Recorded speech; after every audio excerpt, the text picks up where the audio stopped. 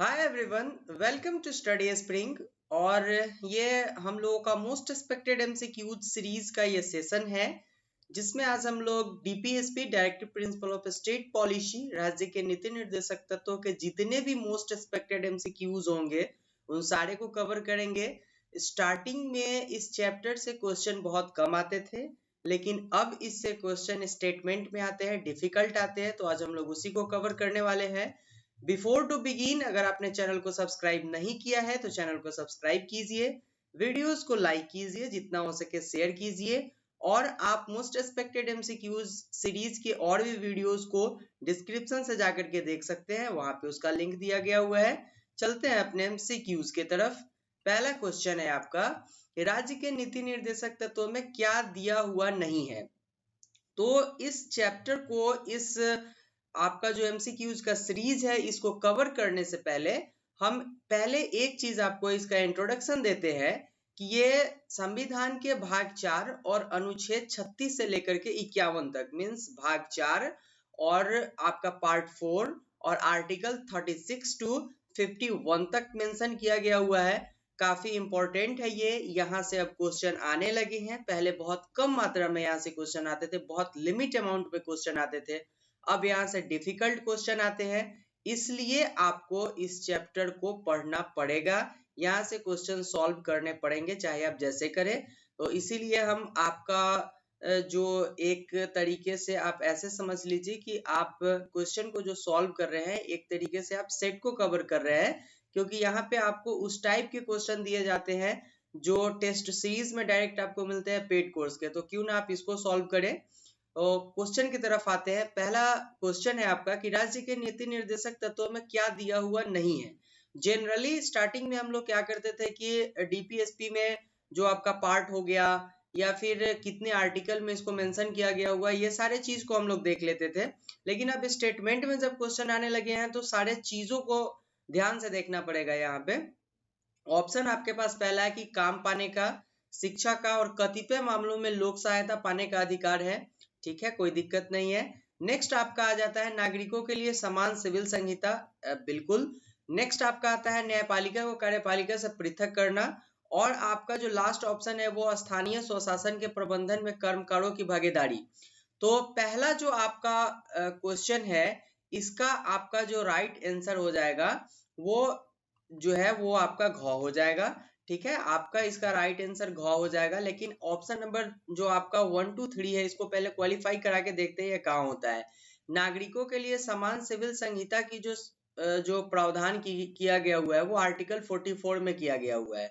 तो ये दोनों चीज को याद करने के लिए हमारे पास बहुत सिंपल ट्रिक है, 4 4 44 और 50 50 कर देना। मीन्स न्यायपालिका को कार्यपालिका से पृथक करने का जो बात किया गया हुआ है वो आर्टिकल 50 में किया गया हुआ है, और नागरिकों के लिए समान सिविल संहिता का बात आर्टिकल 44 में किया गया हुआ है। तो इसको आर्टिकल 4 4 44 कर लेंगे और आपका 50 50 कर लेंगे, ये दोनों हम लोग को याद रहेगा। लेकिन आपका ऑप्शन नंबर 4 जो बता रहा है कि स्थानीय स्वशासन के प्रबंधन में कर्मकारों की भागीदारी, तो कभी भी आप स्थानीय जो स्वशासन होते हैं, जो शासन चलाए जाते हैं स्थानीय तौर पर, राज्य के तौर पर, वहां पे आप कर्मकारों की भागीदारी नहीं देखते होंगे। मीन्स जनरल जो मजदूर होते हैं उसकी भागीदारी नहीं होती है वहां पर, लेकिन एक जो आपका कारखाना है, ठीक है, तो वहां पे उसके प्रबंधन में कर्मकारों की भागीदारी होती है। तो इसका राइट आंसर स्थानीय स्वशासन न होकर के, ठीक है, अगर कारखाना होता या फिर उद्योग होता तो यहाँ पे ये क्वालिफाई कर जाता, लेकिन स्थानीय स्वशासन में कर्मकारों की भागीदारी नहीं होती है, तो इसका राइट आंसर आपका घ हो जाएगा। नेक्स्ट क्वेश्चन देखते हैं हम लोग। राज्य के नीति निर्देशक तत्वों के संबंध में निम्नलिखित में से कौन सा कथन सही नहीं है। बहुत इंपॉर्टेंट क्वेश्चन है। अब यहाँ से क्वेश्चन जब आने लगे हैं तो हम क्यों, पिछले बार के एग्जाम में भी क्वेश्चन आए हुए थे, 2018 के एग्जाम में क्वेश्चन आए हुए थे, यहाँ से 2 3 क्वेश्चन एनी टाइम आते रहते हैं, तो हम अपने 6 नंबर के क्वेश्चन को क्यों छोड़ेंगे, हम क्यों ना कवर करके जाएंगे, इसको जितना हो सकेगा प्रैक्टिस करेंगे, क्योंकि गलतियां मेरे हिसाब से क्रिच पे करनी चाहिए, पिच पे नहीं करना चाहिए गलती, तो इसलिए हम लोग क्रिच पे गलती कर लेते हैं। और इसका जो आपको लिंक दिया गया हुआ है पीडीएफ का, वो डिस्क्रिप्शन में है, आप यहाँ से इसके पीडीएफ को डाउनलोड कर लीजिए पहले, उसके बाद आप खुद से सॉल्व करके बाद में क्वेश्चन के आंसर को मैच कीजिए, ये और ज्यादा हेल्प करेगा आपको। क्वेश्चन की तरफ आते हैं। कौन सा कथन सही नहीं है राज्य के नीति निर्देशक तत्वों के बारे में? पहला ऑप्शन है आपके पास, राज्य के नीति निर्देशक तत्वों का पालन राज्य प्रशासन के मामले के साथ कानून निर्माण में भी करेगी। और दूसरा है, दोनों के मध्य विवाद में राज्य के नीति निर्देशक तत्व मूल अधिकार पर अग्रता रखती है। और तीसरा है कि राज्य के नीति निर्देशक तत्व न्यायालय में परिवर्तनीय नहीं है। तो पहला जो आपका क्वेश्चन बनता है, ये पहला जो आपका ऑप्शन बनता है, ये क्वालिफाई करता है, क्योंकि जब DPSP directive principle of state policy को तैयार किया गया हुआ था, तो इसमें क्रिस्टल एंड क्लियर किया गया हुआ था कि राज्य कभी भी कानून बनाएगी, ठीक है, तो इसको ध्यान में रख के बनाएगी, ऐसा नहीं कि इसको अवॉइड कर देगी। लेकिन अगर किसी सूरत में इसको अवॉइड कर दिया जाता है तो जरूरी नहीं है कि आप उसको न्यायालय में चुनौती दे सकते हैं, ठीक है, क्योंकि ये न्यायालय में परिवर्तनीय नहीं है। तो ऑप्शन नंबर ए क्वालिफाई करता है। लेकिन ऑप्शन नंबर 2 क्वालिफाई नहीं करता है, क्योंकि जो फंडामेंटल राइट है वो उसको कभी भी कम नहीं किया जा सकता है, लेकिन डीपीएसपी को कम किया जा सकता है। फंडामेंटल राइट में अमेंडमेंट नहीं होता है, लेकिन डीपीएसपी में अमेंडमेंट किया जा सकता है। तो ये जगह पे जो मूल अधिकार है, फंडामेंटल राइट है, वो अग्रता रखती है, न कि डीपीएसपी अग्रता रखती है। तो ऑप्शन नंबर 2 आपका क्वालिफाई नहीं कर रहा है। और ऑप्शन नंबर 3 आपका क्वालिफाई करता है कि राज्य के नीति निर्देशक तत्व न्यायालय में परिवर्तनीय नहीं है। राइट ऑप्शन है, ये परिवर्तनीय नहीं है। लेकिन जो गलत है वो आपका ऑप्शन नंबर ख है, ये कभी भी मूल अधिकार के ऊपर अग्रता नहीं रखता है, ठीक है। ये एक दूसरे के पूरक हैं, ये एक दूसरे के पूरक है, न तो एक दूसरे से न तो ये फंडामेंटल राइट से अग्रता रखती है और न ही ये उससे कम है। तो क्वालिफाई करता है ऑप्शन नंबर 2। नेक्स्ट क्वेश्चन देखते हैं हम लोग। निम्न में से क्या राज्य के नीति निर्देशक तत्वों में सम्मिलित है? बहुत इंपॉर्टेंट क्वेश्चन है, क्या क्या सम्मिलित है आपके। तो आपके पास ऑप्शन है, भारत की एकता, प्रभुता और अखंडता को बनाए रखना। ऑप्शन नंबर 2 है, सभी वर्गों में संपत्ति और भौतिक स्रोतों का उचित वितरण। ऑप्शन नंबर 3 है, सार्वजनिक स्वास्थ्य को सुधारना। ऑप्शन नंबर 4 है आपका, ऐतिहासिक और राष्ट्रीय महत्व की भावना की रक्षा करना। और ऑप्शन नंबर 5 है, सार्वजनिक संपत्ति की रक्षा व हिंसा का त्याग करना। तो अगर आपने पहले वीडियो को देखा है, मोस्ट एक्सपेक्टेड एमसीक्यू सीरीज के पहले वीडियो को अगर आप देखे हैं, तो आप ऑप्शन नंबर 1 जो है आपका, इसको आप ऑटोमेटिक ये क्या कीजिएगा कि आप इसको हटा लीजिएगा, ठीक है, एलिगेट कर लीजिएगा, क्योंकि यहाँ पे आपका जो मैटर है, ये जो एकता, प्रभुता और अखंडता का, ये आपका प्रियम्बल से रिलेटेड है, ना कि डीपीएसपी से। और ऑप्शन नंबर 5 को आप आराम से हटा लीजिएगा। यहाँ पे इसको इसलिए हटा लीजिएगा क्योंकि ये जो आपका मैटर है, ये आपका फंडामेंटल ड्यूटीज से रिलेटेड आ जाते हैं। लेकिन अब आपके पास जो ऑप्शन बच जाते हैं 2, 3 और 4, ये इसका राइट आंसर है। ये सभी वर्गों में संपत्ति और भौतिक स्रोतों का उचित वितरण, ये डीपीएसपी में सम्मिलित किया गया हुआ है। सार्वजनिक स्वास्थ्य को सुधारना, ये भी directive principle of state policy में मेंशन है। और ऐतिहासिक और राष्ट्रीय महत्व की भावना की रक्षा करना। आप अपने पर्टिकुलर जिस जगह से बिलोंग करते हैं, वहां पे आप देखते होइएगा कि वहां के लिए वो राज्य सरकार टूरिज्म की व्यवस्था करती है। वहां के लिए वो राज्य सरकार जो भी ऐतिहासिक महत्व की चीज है उसके ऊपर बहुत सारा खर्च करती है, उसको बचा के रखने के लिए। तो ये सारे चीज उसके अंडर आते हैं। तो राष्ट्रीय और ऐतिहासिक महत्व के जो मामले होते हैं, उसकी भावनाओं को रक्षा करने का प्रयास जो है वो डीपीएसपी में किया गया हुआ है। तो ऑप्शन नंबर 2, 3 और 4 क्वालिफाई करता है, इसलिए आपका जो ऑप्शन हो जाएगा यहाँ पे वो गौ हो जाएगा, 2, 3 और 4। नेक्स्ट क्वेश्चन देखते हैं हम लोग। भारतीय संविधान में अंतरराष्ट्रीय शांति और सुरक्षा की अभिवृद्धि का उल्लेख है, ठीक है। अब जो आपका भारतीय संविधान, जो इंडियन कॉन्स्टिट्यूशन है, उसमें अंतरराष्ट्रीय शांति और सुरक्षा की अभिवृद्धि का उल्लेख कहाँ किया गया हुआ है? और ये रिपीटेडली 10 बार क्वेश्चन पूछा गया है यूपीएससी की तरफ से, 8 बार क्वेश्चन पूछा गया हुआ है ये आपके स्टेट पीसीएस में, 2-3 बार आपके और अदर जगह पे क्वेश्चन पूछा गया हुआ है, इसलिए मैंने इसको मेंशन किया। इसका राइट आंसर आपका ख हो जाएगा। डीपीएसपी में राज्य के नीति निर्देशक तत्वों में अंतरराष्ट्रीय शांति और सुरक्षा की अभिवृद्धि का उल्लेख किया गया हुआ है। बार बार क्वेश्चन पूछे जाते हैं, इसलिए इसको ऐसे ही याद करके रखना है। हम बार बार अगर इसको याद करके रखेंगे तो इसको अगर रिवाइज करेंगे तो हमको याद रहेगा, और ऐसे क्वेश्चन अब डायरेक्ट एग्जाम में पूछे जाते हैं। ठीक है, तो इस जो बेसिक जो चीज है इसको हम लोगों को भूलना नहीं है। नेक्स्ट क्वेश्चन देखते हैं हम लोग। समान कार्य के लिए समान वेतन भारतीय संविधान में सुनिश्चित किया गया हुआ है। इसको पहले इस क्वेश्चन को बहुत सिंपल वे में दिया जाता था एग्जाम में। अब ये क्वेश्चन एक्चुअली में पूछे जाते हैं बार बार, लेकिन ऑप्शन का ट्रेंड चेंज किया जाता है यहाँ पे। ठीक है, कभी कभी ये आपको ऐसे पूछ लिया जाएगा कि समान कार्य के लिए समान वेतन सुनिश्चित किया गया हुआ है, ये आपके फंडामेंटल राइट में है, कि directive principle of state policy में है, कि फंडामेंटल ड्यूटीज में है। कभी आपके ऑप्शन ऐसे होंगे, कभी आपके ऑप्शन आर्टिकल से होंगे, तो ये दोनों को कवर कर लेना है हम लोगों को। तो अगर आपने directive principle of state policy को देखा कि ये 36 से लेके 51 तक है, तो अगर आपको अनुच्छेद में देगा, आर्टिकल में देगा, तो फिर आप वहां से आप इसको फाइंड आउट कर लीजिएगा। लेकिन अगर आपने इसको देखा है केवल कि ये डीपीएसपी में है, तो फिर आप आर्टिकल को फाइंड आउट करने में प्रॉब्लम हो जाएगा आपको। इसलिए आप क्या कीजिए कि पूरे कॉन्सेप्ट को क्लियर करके चला कीजिए। इसका राइट आंसर आपका क हो जाएगा अनुच्छेद 39 के 3 के च में। ठीक है, ठीक है, ये बहुत इंपॉर्टेंट है, इसको याद करके रखना है कि समान कार्य के लिए समान वेतन का प्रावधान कहाँ किया गया हुआ है, किस अनुच्छेद में किया गया हुआ है। तो पहला अनुच्छेद 39 के 3 के च में किया गया हुआ है, और ये जो मेंशन है वो DPSP directive principle of state policy में है। क्लियर। नेक्स्ट क्वेश्चन देखते हैं हम लोग। नीति निर्देशक सिद्धांत है। नीति निर्देशक जो सिद्धांत है वो क्या है? क्या वो वाद्य योग्य है, मीन्स इनफोर्सेबल है?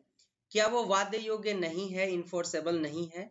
क्या वो मौलिक अधिकार के जैसा है, या इसमें से कोई नहीं है? ये क्वेश्चन उत्तर प्रदेश के पीसीएस में पूछा गया हुआ था, और ये केवल क्वेश्चन इसलिए पूछा गया हुआ है क्योंकि यहाँ पे हिंदी वर्ड का यूज किया गया, और वहां पे कंफ्यूजन होगा आदमी को। और इंग्लिश में भी इसके लिए सिनोनिम्स यूज किए जाते हैं, जहाँ पे आप पूरी तरीके से परेशान हो जाइएगा।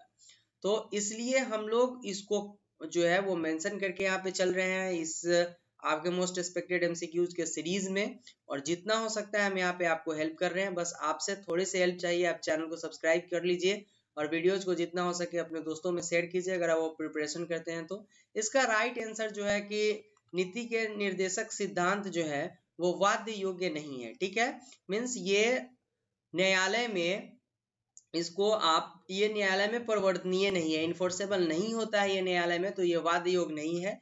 अगर कोई राज्य directive principle of state policy को ध्यान में रख के कोई कार्य नहीं करती है, तो उस राज्य के ऊपर विशेष जो है उसको उस चीज को लेकर के आप न्यायालय में नहीं जा सकते हैं कि आपने इस चीज को फॉलो नहीं किया। जैसे कि दुधारू जो पशु होते हैं उसके हत्या के ऊपर उसके हत्या पर रोक लगाने का प्रावधान directive principle of state policy में किया गया हुआ है, लेकिन इसका फॉलो नहीं किया जाता है इसको, क्योंकि बकरी जो हमारी गॉट होती है या गाय होती है वो भी कहीं ना कहीं दूध देती है, और उसका बुचर खाने में या फिर डेली वेज में जो हम लोग मटन खाते हैं वहां पे उसको काटा जाता है। तो ये कहीं ना कहीं वेरी करता है, तो इसलिए ये वाद्य योग्य नहीं है। इसका राइट आंसर आपका ख हो जाएगा। नेक्स्ट क्वेश्चन देखते हैं हम लोग। निम्न में से क्या राज्य के नीति निर्देशक तत्व नहीं है? बहुत इंपॉर्टेंट क्वेश्चन है। शिक्षा का अधिकार नहीं है, मातृत्व सहायता नहीं है, बाल श्रम पे रोक है, या फिर नागरिक संहिता। इसका राइट आंसर जो आपका हो जाएगा वो ग हो जाएगा, बाल श्रम पे रोक। क्योंकि शिक्षा का अधिकार जो आपके 86 कॉन्स्टिट्यूशनल अमेंडमेंट के बाद आया हुआ था वो आपके फंडामेंटल राइट्स में भी जुड़े हुए थे, और 6 साल से 14 साल के बच्चों के लिए जो शिक्षा का अधिकार जो दिया गया हुआ था वो आपके directive principle of state policies में भी जोड़े गए हुए हैं। मातृत्व सहायता आर्टिकल 42 में मेंशन किया गया हुआ है, बहुत इंपॉर्टेंट है। जब भी कोई माता गर्भवती होती है तो उसको मातृत्व सहायता दिया जाता है, या फिर उसको छुट्टी भी दिया जाता है, मातृत्व अवकाश भी दिया जाता है। तो ये आर्टिकल 42 में मेंशन किया गया directive principle of state policy में। और सारे directive principle of state policies में जितने भी स्टेट है वो इसको अलग अलग तरीके से लागू करती है। कहीं पे ऐसा होता है कि उनको पूरे 1 साल के लिए छुट्टी मिलता है, कहीं पे 6 महीने के लिए छुट्टी मिलता है। तो ये अपने अपने स्टेट पे अलग अलग तरीके हैं इसके। बाकी समान नागरिक संहिता कॉमन सिविल कोड आर्टिकल 44 में मेंशन किया गया हुआ है। लेकिन बाल श्रम पे जो रोक है ये आपका फंडामेंटल राइट है, न कि आपका directive principle of state policy है। तो इसको हम लोग फाइंड आउट कर लिए, इसका राइट आंसर ग हो जाएगा। नेक्स्ट क्वेश्चन, राज्य के नीति निर्देशक तत्वों में सम्मिलित है। राज्य के नीति निर्देशक तत्वों में क्या सम्मिलित है? समान कार्य के लिए समान वेतन, एक समान कानून, छोटा परिवार या प्राथमिक स्तर पर मातृभाषा में शिक्षा। तो इसका जो राइट आंसर हो जाएगा वो केवल क और ख होगा, क्योंकि छोटा परिवार और प्राथमिक स्तर पर मातृ शिक्षा जो देना है वो आपका DPSP directive principle of state policy में मेंशन नहीं किया गया हुआ है। ये सब डायरेक्ट क्वेश्चन है जो एग्जाम में पूछे जाते हैं, इस पे हम लोगों को पूरा कवर करके चलना है इसको। तो आप लोग फर्स्ट वाले दो ऑप्शन को हम लोग आराम से फाइंड आउट कर लेंगे, क्योंकि पिछले बहुत सारे स्लाइड में हम लोगों ने इसको देखा कि समान कार्य के लिए समान वेतन आपको मिलेंगे, और आपका एक समान कानून, आपका जो आर्टिकल 44 है, ये दोनों यहाँ पे कार्य करता है, ठीक है। और आर्टिकल ये 39 के 3 के च में ये मेंशन किया गया हुआ है। तो ये दोनों क्वालिफाई कर रहा था, लेकिन छोटा परिवार और प्राथमिक स्तर पर मातृभाषा का शिक्षा क्वालिफाई नहीं करता है। राइट आंसर आपका ख हो जाएगा, 1 और 2। नेक्स्ट क्वेश्चन देखते हैं हम लोग, राज्य के नीति निर्देशक तत्वों के संबंध में कौन सा कथन गलत है? ठीक है, बहुत इंपॉर्टेंट क्वेश्चन है। मैंने स्टार्टिंग जो मैंने किया था आपके वीडियोस को, इस वीडियो को जो मैंने स्टार्ट किया था उसमें मैंने पहले ही बताया है कि आपका directive principle of state policy जो है वो भाग 4 और अनुच्छेद जो है 36 से लेके 51 तक में मेंशन किया गया हुआ है। तो यहाँ पे पहला ही ऑप्शन आपका गलत दे दिया गया, तो ये आपका जो है वो क्वालिफाई नहीं कर रहा है। और ऑप्शन नंबर 2 जो है वो आपका अनुच्छेद 37 के तहत न्यायालय में परिवर्तनीय नहीं है, ये आपका ऑप्शन जो है वो राइट है। क्योंकि आर्टिकल 37 ये बोलता है कि अगर किसी कानून को बनाने के वक्त directive principle of state policy को फॉलो नहीं किया गया हुआ है तो यह न्यायालय में परिवर्तनीय नहीं है। और एट प्रेजेंट में अगर इसको फॉलो नहीं किया जाता है फिर भी यह न्यायालय में परिवर्तनीय नहीं है, तो ये आपका ऑप्शन नंबर 2 सही है, लेकिन ऑप्शन नंबर ए आपका गलत है, इसलिए राइट आंसर आपका हो जाएगा क, केवल ए। नेक्स्ट क्वेश्चन देखते हैं हम लोग, किस मामले के बाद यह निर्णय आया कि मूल अधिकार तथा राज्य के नीति निर्देशक तत्व एक दूसरे के पूरक है? मैंने पहले भी बताया है कि राज्य के नीति निर्देशक तत्व न तो अग्रतर है, न तो अग्रसर है और न ही निम्नतम है, ये एक दूसरे के पूरक है। लेकिन सुप्रीम कोर्ट का जब डिसीजन आया था, पहले मैं बताऊं कि संविधान का संरक्षक कौन है। संविधान का संरक्षक जो है वो सुप्रीम कोर्ट है। ऑनरेबल सुप्रीम कोर्ट जो है वो संविधान का संरक्षक है। अब यहाँ पे आता है कि अगर इससे रिलेटेड कोई मैटर आएगा तो वो कहाँ जाएगा, तो सुप्रीम कोर्ट में जाएगा। और सुप्रीम कोर्ट का जो डिसीजन था वो गोलकनाथ के मामले में अलग आया हुआ था, केशवानंद भारती के मामले में अलग आया हुआ था, और जो मिनर्वा मिल का मामला था इसमें यह बोला गया कि राज्य का जो नीति निर्देशक तत्व है और मूल और फंडामेंटल राइट जो है वो एक दूसरे के पूरक है। तो इसका राइट आंसर आपका ग हो जाएगा। बाकी आप जो नरहरि राव है इनका कोई मामला ही नहीं था, और ये अध्यक्ष से जुड़े हुए हैं। आपके पास ये होमवर्क हो जाएगा कि ये इनको किस चीज का प्रथम अध्यक्ष बनाया गया हुआ था, ये आप कमेंट बॉक्स में मैसेज कीजिएगा। इसका राइट आंसर आपका ग हो जाएगा। और नेक्स्ट क्वेश्चन देखते हैं हम लोग, अंतरराष्ट्रीय शांति और सुरक्षा के संदर्भ में राज्य क्या कर सकती है? तो अंतरराष्ट्रीय शांति और सुरक्षा का प्रावधान कहाँ किया गया हुआ है? तो ये भी directive principle of state policies में किया गया हुआ है, ये भी क्लियर है। लेकिन राज्य इसके विषय में क्या क्या कर सकती है ये इंपॉर्टेंट है आपके लिए, ये क्वेश्चन पूछा गया है आपसे। पहला ऑप्शन है आपका अंतरराष्ट्रीय शांति और सुरक्षा की अभिवृद्धि का प्रयास, और दूसरा है न्याय संगत और सम्मानपूर्ण संबंध बनाए रखना। और आपके पास केवल ए है ऑप्शन, और ऑप्शन नंबर जो डी है आपका क और ख दोनों है। तो इसका राइट आंसर आपका घ हो जाएगा। अंतरराष्ट्रीय शांति और सुरक्षा की अभिवृद्धि का प्रयास राज्य कर सकती है, ये उसके directive principle of state policy में मेंशन किया गया हुआ है। और दूसरा न्याय संगत और सम्मानपूर्ण संबंध बनाए रखना, मीन्स राज्य का एक दूसरे के साथ न्याय संगत और सम्मानपूर्ण संबंध बनाए रखना directive principle of state policy में मेंशन किया गया हुआ है। तो ये राज्य इसको फॉलो कर भी सकती है और नहीं भी कर सकती है, क्योंकि ये इन्फोर्सेबल नहीं है न्यायालय में, तो ये जरूरी नहीं होता है, इसलिए इसका राइट आंसर आपका घ हो जाएगा, क और ख दोनों। तो फ्रेंड्स ये था आज के वीडियो के लिए, जिसमें हम लोग directive principle of state policy को पूरी तरीके से कवर कर लिए हैं। और ऐसे ही आपके मोस्ट एक्सपेक्टेड एमसीक्यूज का जो सीरीज है उसका लिंक आपको डिस्क्रिप्शन में दिया गया हुआ है, आप वहां से जाके पूरे वीडियोस को देख सकते हैं। यहाँ पे आपका ये 5वां वीडियो हो गया जिसमें हम लोग directive principle of state policy को कवर कर लिए हैं। और आपके जो डेली क्वेश्चन आते हैं, जो एवरीडे क्वेश्चन आते हैं 8:45 पे, वो भी क्वेश्चन आपके आते रहेंगे। और आपका जो एसेज रिपोर्ट राइटिंग वगैरह के जो सीएपीएफ के लिए आपके इंपॉर्टेंट टॉपिक्स होते हैं वो भी आ रहे हैं। बाकी आपके मोस्ट एक्सपेक्टेड एमसीक्यूज के सीरीज आ रहे हैं, तो मैं अपने तरफ से पूरा हेल्प कर रहा हूँ आपका। और इस चैनल का जो मोटो है कि आपको वो सारे content free of cost available करवाया जाए जो एक प्लस और पेड कोर्स में मिलता है। तो इसके लिए आपको मेरा थोड़ा सा हेल्प करना होगा। आप चैनल को सब्सक्राइब कीजिए, वीडियोस को लाइक कीजिए और जितना हो सके अपने दोस्तों के बीच में इसको शेयर कीजिए। तो ये था आज के वीडियो के लिए, मिलते हैं नेक्स्ट वीडियो में। Thank you and good.